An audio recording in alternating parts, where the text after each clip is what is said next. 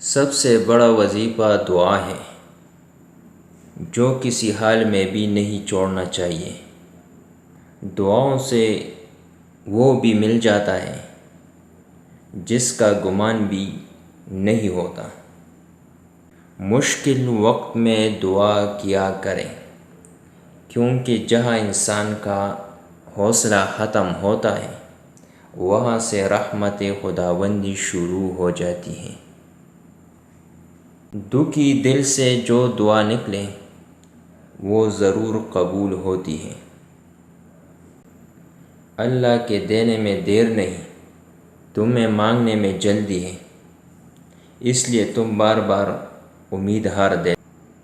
تم جب خواب دیکھتے ہو ان کی تعبیر تمہارے دعائیں لکھتی ہیں۔